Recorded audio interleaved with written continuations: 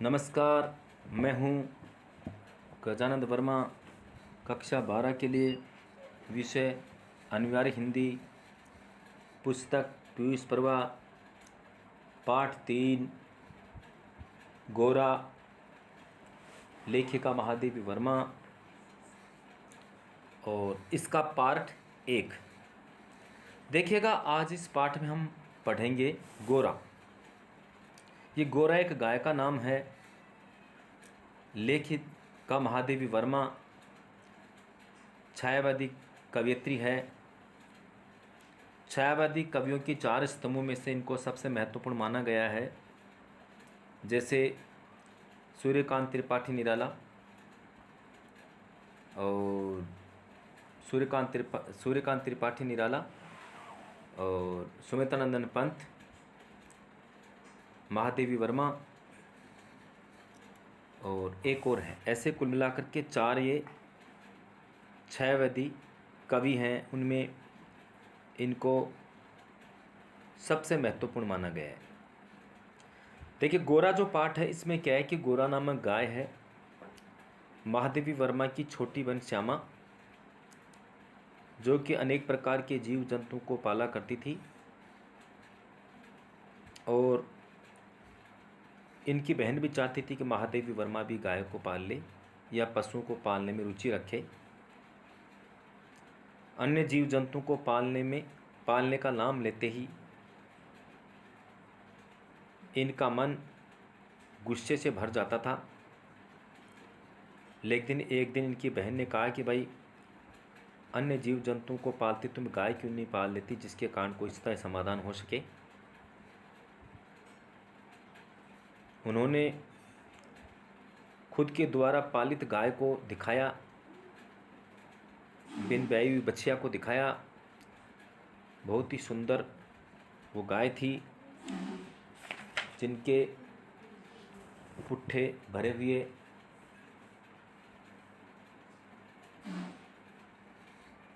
पुष्ट लचीले पैर, भरे पुट्ठे, चिकनी भरी पीठ, लंबी सुडौल गर्दन और छोटे छोटे सींग, अंदर की लालिमा को झलक देते हुए कमल जैसे तो अध खुले पखुड़े जैसे कान, और लंबी पूंछ जैसे कोई चामर का स्मरण करा रही हो। और देखने पे ऐसा लगता जैसे कोई इटालियन मार्बल से तराश करके इसको रखा गया हो। गाय की सुंदरता को देखकर, गाय की सुंदरता को जान करके इनके मन में गाय को पालने की निश्चय हुई, गाय के पालने का विचार आया। जैसे ही अपने घर गाय को लेकर के जाती है, इनके परिचित और उनके सेवकों का ज्वार सा उमड़ आया। उसे लाल और सफ़ेद गुलाबों की माला पहनाई गई, रोले और केसर का बड़ा सा टीका लगाया गया, घी का चौमुखा दीपक जलाया गया, आरती उतारी गई, दही पेड़ा खिलाया गया और इनका नामकरण हुआ गोरांगनी अर्थात गोरा। कुछ समय पश्चात उन्होंने एक सुंदर बछड़े को जन्म दिया। उनके शरीर पर भी वलय थे।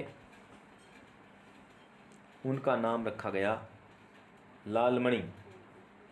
उसको लालू कहकर पुकारते। महादेवी वर्मा के घर में दूध महोत्सव आरंभ हुआ। कुत्ते बिल्ली आदि सब बड़े उत्साह से उस दूध को पीते। इनके घर में सबसे बड़ी समस्या दूध निकालने की हुई। वो भी कोई स्थायी समाधान चाहते थे। इनके नौकर आदि या तो बाहर से आए तो उनको पता नहीं था, या कुछ ऐसे नौकर थे काफ़ी दिन से अनभ्यास के कारण भूल चुके थे, घंटों लग जाते थे। स्थायी समाधान चाहते थे। एक दिन इनके घर में जो पहले दूध दिया करता था, उसने कहा कि मैं आपका गाय का दूध निकाल दूंगा। रोज़ाना दूध निकालता। काफ़ी दिन तक सिलसिला चलता रहा। अचानक धीरे धीरे गाय ने चारा पानी कम कर दिया। अनेक प्रकार के डॉक्टरों को दिखाया गया। एक बार किसी डॉक्टर एक्सरे आदि भी हुए। उसके बाद पता चला कि गाय के शरीर में सुई चली गई है, हृदय में सुई चली गई है। उन्होंने कहा चारा पानी तो हम स्वयं देते हैं, सुई कैसे जा सकती, हो सकता है चारे में चली गई होगी। तब उन्होंने कहा ऐसे चारे में नहीं जाती। अक्सर जो ग्वाल बाल दूध दिया करते हैं उनके घरों में पशु अगर आ जाते थे, सह नहीं पाते, दोबारा दूध चालू करने के चक्कर में गुड़ के अंदर सुई डाल करके पशु खिला देते। कुछ समय पश्चात पशु की मृत्यु हो जाती है, दोबारा उनका दूध चालू हो जाता है। इतना सुनने के बाद में जो ग्वाला इनके दूध निकालता अंतर ध्यान हो गया। अब उनका शक निश्चय में बदल गया, किंतु वो कोई कार्रवाई नहीं कर सकते क्योंकि उनके पास में कोई प्रमाण नहीं था। अब धीरे धीरे गाय का मौत से संघर्ष हुआ। कई सेव मंगवाया जाता, उनको जूस निकाल कर उनको पिलाया जाता। अब गाय के दूध नहीं था, अन्य गायों का उनको दूध पिलाया जाता, जो कि लाल मणि को ठीक नहीं लगता, रुचता नहीं था, ठीक नहीं लगता, तो उसके साथ खेलना भी चाहता था। गाय की इतनी अच्छी आदत थी कि वो महादेवी वर्मा को दूर से उनकी आहट से पहचान लेती थी। कई बार देरी होने पर पूरे घर को सिर पे उठा लेती थी। ऐसे धीरे धीरे उसका शरीर शिथिल पड़ता चला गया। बोलने के लिए तो उसके पास कुछ नहीं थे, किंतु उसकी मन में अनेक विचार थे। एक दिन इसी तरह से इस संसार को छोड़ करके गाय चली जाती है। लालमणि बेचारे को क्या मालूम, वह अपनी माँ को उठाना चाहता है, उसके साथ खेलना चाहता है, उसका दूध पीना चाहता है। महादेवी वर्मा के आंखों में आंसू आ जाते हैं। उन्होंने इतने पशु पक्षी पाले हैं, समय असमय सबको जाना होता है, लेकिन इतना दुख कभी नहीं हुआ। फिर उन्होंने कहा आ मेरा गोपालक देश, मेरे देश को तो गायों को पालने वाला देश कहा जाता है, फिर किस प्रकार से यहाँ के लोग इतने स्वार्थी हो गए। अब देखिए पाठ। लेखक परिचय। महादेवी वर्मा का जन्म 1907 ईस्वी, इनकी मृत्यु 1987 ईस्वी। 80 साल जिए। हिंदी के छायावादी काव्य आंदोलन के 4 प्रमुख स्तंभ में से इनकी कविता में वेदना और करुणा की प्रधानता है। वेदना में दुख और करुणा में दया। इन्हें आधुनिक युग की मीरा भी कहा जाता है। महादेवी वर्मा की चिंतन वृत्ति साहित्य और समाज दोनों ही दिशाओं में प्रवाहित हुई है। उनका व्यक्तित्व सरलता, उदारता, संवेदनशीलता, आत्मीयता एवं सात्विकता से ओतप्रोत है। उन्होंने हिंदी संस्मरण और रेखाचित्र विधा को अप्रतिम ऊंचाई दी। देखिए, संस्मरण ऐसी घटना जो यादगार बन जाए। रेखाचित्र ऐसी बातें प्रकट करना कि अगले वाले व्यक्ति या बोलने वाले व्यक्ति के स्मृति पटल पर चित्र सा बन जाए।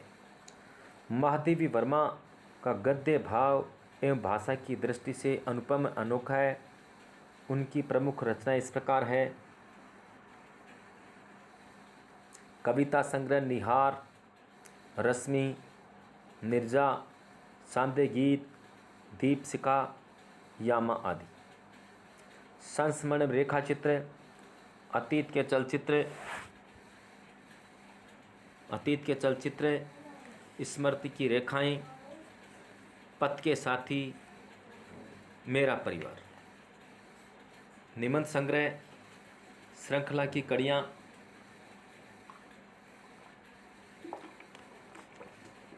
साहित्यकार की आस्था एवं अन्य निबंध। पाठ परिचय।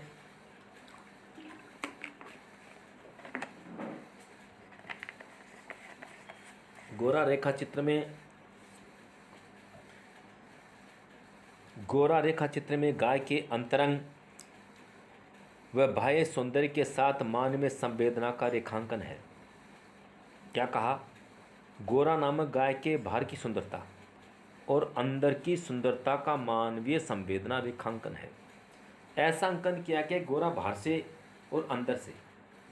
तो बाहर की सुंदरता का वर्णन तो अभी मैंने पाठ शुरू करने से पहले बताया कि उसका मजबूत शरीर, सुडौल सुंदर सफ़ेद गाय, लंबी पूंछ, सींग, पूंछ, आँख सब बताती है।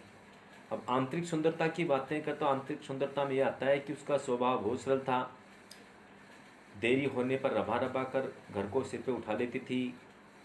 कुत्ते बिल्ली आदि पंक्ति से बैठ जाते थे। कई बार उनके ऊपर उछल कूद करते थे, पैरों के नीचे से निकल जाते थे, किंतु वह उनको अपने पैरों से नहीं दबाती थी। गोरा नामक गाय जब बीमार हो जाती है तो उनके रोजाना इंजेक्शन लगते थे और अंदर वो सुई भी उनके हृदय के आर पार हो गई थी। तो अंदर और बाहर दोनों तरफ से परेशान थी, किंतु फिर भी कभी भी वो शिकायत का मौका नहीं देती थी। ये उसकी आंतरिक सुंदरता है। तो देखेगा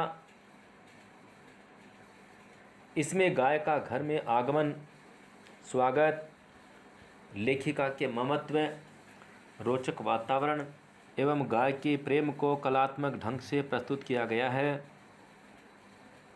गोरा गाय के स्वभाव में क्रियाकलापों के अंकन में लेखिका ने चित्रात्मक भाषा, बिंब प्रधान शैली।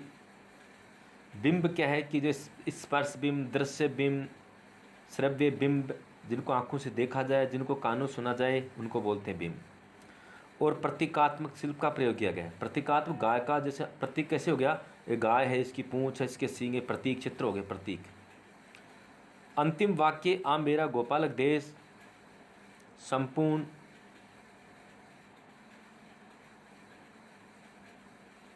रेखा चित्र का वह मार्मिक कथन है जिसमें लेखिका की ममता उमड़ पड़ती है तो मानवीय संवेदना भी तड़प उठती है। अब देखिएगा कि गोरा मेरी बहन के घर पली हुई गाय की वह संधि तक पहुंची हुई बछिया थी। वह संधि का अर्थ हो गया कि जवान युवा।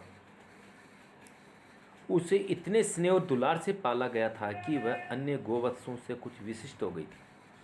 मतलब गाय को इतने सुंदर तरीके से, इतने प्यार से पाला गया था कि अन्य गोवत्स, अन्य जो गायें हो जिन्होंने पाली है, उन गायों से कुछ अलग हो गई थी। प्रेम से पाला था, अच्छी तरह से पाला था, उसका दाना और चारा ठीक डाला था, इसलिए क्या है कि अन्य गायों से ज़्यादा अच्छी हो गई थी, विशिष्ट हो गई थी। बहन ने एक दिन कहा, तुम इतने पशु पक्षी पाला करती हो, एक गाय क्यों नहीं पाल लेती जिसका कुछ उपयोग हो।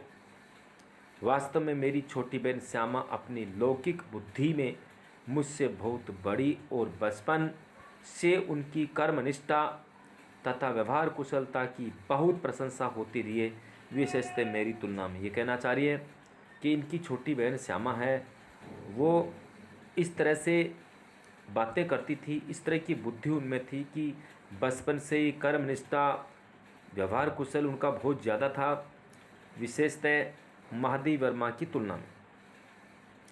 यदि वे आत्मविश्वास के साथ कुछ कहती हैं तो उनका विचार संक्रामक रोग के समान सुनने वाले को तत्काल प्रभावित करता है। अगर वो आत्मविश्वास से कोई बात कहती है, जिस प्रकार संक्रामक रोग बहुत तेज गति से फैलता है, ठीक उसी प्रकार से उनकी बातों का प्रभाव ज़्यादा होता था। आश्चर्य नहीं यदि उस दिन उनको उपयोगितावाद संबंधी भाषण ने मुझे इतना प्रभावित किया था कि तत्काल उस सुझाव का कार्यान्वयन आवश्यक हो गया। अर्थात उस दिन उन्होंने जो ऐसी बातें कही थी और उन बातों का प्रभाव मुझ पर तुरंत हो गया। मैंने तुरंत गति से गाय को देखने का निश्चय बनाया और गाय को देखने के बाद में पालने का निश्चय भी बदल गया। अर्थात पालने का निश्चय हो गया कि मैं इस गाय को पालूंगी। वैसे खाद्य की किसी भी समस्या के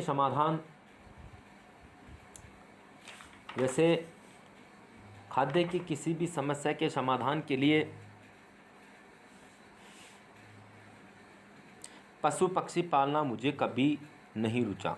जैसे बकरी, कुक्कुट, मुर्गा, मछली आदि पालने के मूल उद्देश्य का ध्यान आते ही मेरा मन विद्रोह करने लगता था। मछली, मुर्गा, बकरी, इनको पालने का नाम लेते ही, इनका नाम लेते ही मेरा मन गुस्से से भर जाता था। पर उस दिन मैंने ध्यानपूर्वक गोरा को देखा, क्योंकि श्यामा के कहने पर गोरा को देखा गया तो उनको वो गाय भी मन भा गई। पुष्ट लचीले पैर, भरे पुट्ठे, चिकनी भरी हुई पीठ, लंबी सुडौल गर्दन, निकलते हुए छोटे छोटे सींग, भीतर की लालिमा की झलक देते हुए कमल की दो अध खुली पंखुड़ियों जैसे कान, लंबी और अंतिम छोर पर काले सघन चामर का स्मरण दिलाने वाली पूंछ, सब कुछ सांचे में ढला हुआ सा था। गाय को मानो इटालियन मार्बल से तराश कर उस पर ओप की गई हो, चमक डाल दी गई।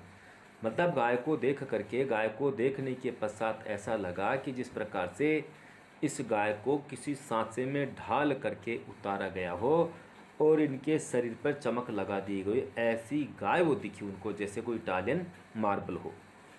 ऐसा भी माना जाता है स्वस्थ पशु की स्वास्थ्य के बारे में उनको रोमों को देखकर उनके बालों को देखकर पता चल जाता है कि पशु स्वस्थ है। और आप पशु की क्यों बातें लेते हैं, आप स्वस्थ पेड़ के बारे में भी अंदाज लगा सकते हैं कि जिस पेड़ के पत्ते एकदम हरे और चमकीले हैं, चमकदार हैं, तो ज्ञात हो जाता है कि ये पेड़ एकदम स्वस्थ है, सही है, निरोग है। उनके पत्ते सूखे सूखे चमक नहीं, इसका मतलब इनके जड़ों में कोई रोग लगा है, पेड़ के कोई रोग लग गया जिसके कारण इसकी चमक खत्म हो गई है। तो इसी प्रकार से इसमें दे रखा है, स्वस्थ पशु के रोमों की सफेदी में एक विशेष चमक होती है। गोरा की उज्ज्वलता देखकर ऐसा लगता मानो उसके रोमों पर अभ्रक का चूर्ण मल दिया गया हो, जिसके कारण जिधर आलोक पड़ता है, जिधर भी प्रकाश पड़ता है, उधर विशेष चमक उत्पन्न हो जाती है। गोरा के शरीर को देख करके ऐसा जान पड़ता है कि उसके शरीर पर अभ्रक का चूर्ण लगा दिया गया है, जिधर भी उसका प्रकाश पड़ता है उधर चमक उत्पन्न हो जाती है। ऐसा गोरा के शरीर को देखकर जान पड़ता है। गोरा को देखते ही मेरी पालने की संबंध में द्विधा निश्चय में बदल गई।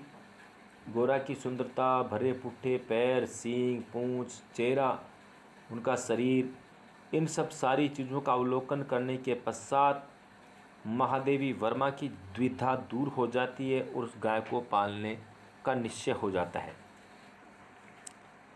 गाय जब मेरे बंगले पर पहुंची, अर्थात गाय महादेवी वर्मा के बंगले पर पहुंची, तब मेरे परिचितों और परिचारकों में श्रद्धा का ज्वार से उमड़ आया।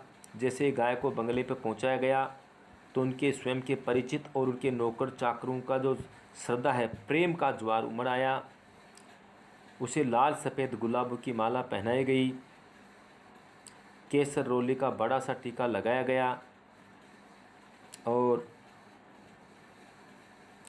घी का चौमुखा दिया जलाकर, चारों तरफ दिया जला करके आरती उतारी गई और उसे दही और पेड़ा खिलाया गया है। दही के अंदर पेड़ा डाल करके खिलाया। हमारे भारतीय संस्कृति के अंदर मीठे के साथ में दही खिलाना शुभ माना जाता है।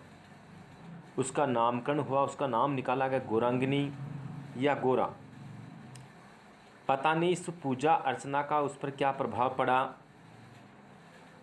परंतु वह बहुत प्रसन्न जान पड़ी। उसकी बड़ी चमकीली और काली आंखों में जब आरती के दिए की लो प्रतिफलित होकर झिलमिलाने लगी, तब कई दियों का भ्रम होने लगा। अर्थात आरती जब करने लगे तो उनकी आंखों के अंदर बहुत सारे दीपक जलते हुए दिखाई दिए। जान पड़ा जैसे रात में काली दिखने वाली लहर पर किसी ने कई दिए प्रवाहित कर दिए हो। गोरा वास्तव में बहुत प्रियदर्शन थी। विशेषतः उसकी काली बिनोरी आंखों का तरल सौंदर्य तो दृष्टि को बांध कर स्थिर कर देता था। चौड़े उज्ज्वल माथे और लंबे तथा सांचे में ढले हुए से मुख पर आँखें बर्फ़ के नीचे जल के कुंडों के समान लगती थी। उनकी आंखें ऐसा लगता था जिसमें मतलब चारों तरफ बर्फ बर्फ है और बीच में जलकुंड नीले नीले दिखाई दे रहे हैं। देखिए गाय की सुंदरता का वर्णन कितना सुंदर किया है। उनमें एक अनोखा विश्वास का भाव रहता था गाय के नेत्रों में हिरण के नेत्रों जैसा चकित में न होकर एक आत्मविश्वास ही रहता है। उस पशु को मनुष्य से यात्रा नहीं, निर्मम मृत्यु तक प्राप्त होती है, परंतु उसकी आँखों के विश्वास का स्थान न विश्व ले पाता है न आतंक। महात्मा गांधी ने गाय करुणा की कविता कहा है कि गाय करुणा होती है, उसके अंदर दया होती है। क्यों कहा? यह उसकी आंखें देख कर ही समझ में आ सकता है। गोरा की अलस मंथर गति से तुलना करने योग्य कम वस्तुएं हैं। अतः गोरा को देख करके अन्य वस्तुओं से अगर तुलना की जाए तो ऐसी कमी मिलती है। तीव्र गति में सौंदर्य है, बहुत तेज गति से अगर कोई काम हो रहा है सुंदर लगता है, परंतु वह मंथर गति के सौंदर्य को नहीं पाता। कोई काम धीरे धीरे हो रहा है वो ज़्यादा अच्छा लगता है। बाण की तीव्र गति क्षण भर के लिए दृष्टि में चकाचौंध उत्पन्न कर सकती है। तीर चलाते हैं, बाण चलाते हैं, अचानक चकाचौंध हो जाता है, परंतु मंद समीर से फूल का अपने वृंन पर होले होले हिलना दृष्टि का उत्सव है। किंतु पेड़ पर लगने वाले फूलों का समूह है, फूलों का गुच्छा, अगर धीरे धीरे धीरे हवा चल रही है और हवा के साथ में धीरे धीरे वो फूलों का गुच्छा हिल रहा है, वो और भी ज़्यादा सुंदर लगेगा बाण की तुलना में। बाण तो एक बार चला, तुरंत गति से चला, तब तो सुंदर लगा, बाद में गायब हो गया। लेकिन पेड़ के समूह से जुड़ा फूलों का जो गुच्छा हवा के साथ में धीरे धीरे हवा चले धीरे धीरे हिलता है, वो गुच्छा, वो समूह तो ज़्यादा सुंदर लगता है। हमारी दृष्टि को आनंद मिलता है, हमारी आँखों को आनंद मिलता है। कुछ ही दिनों में ये सबसे इतनी हिल मिल गई कि अन्य पशु पक्षी की लघुता और उसकी विशालता का अंतर भूल गए। अन्य पशु पक्षियों की तुलना में बड़ी थी, किंतु उनका अंतर भूल गए, क्योंकि किसी के साथ में भेदभाव नहीं करती थी। कुत्ते बिल्ली उसके पेट के नीचे और पैरों के बीच में खेलने लगे। कुत्ते बिल्ली पीठ पर खेलते थे, लेकिन कभी दबाती नहीं थी, कभी परेशान नहीं करती। पक्षी पीठ और माथे पर बैठ कर उसके कान तथा आँख खुजलाने लगे। वह भी स्थिर खड़ी रहकर और आंखें मूंद कर मानो उनके संपर्क सुख की अनुभूति में खो जाती थी।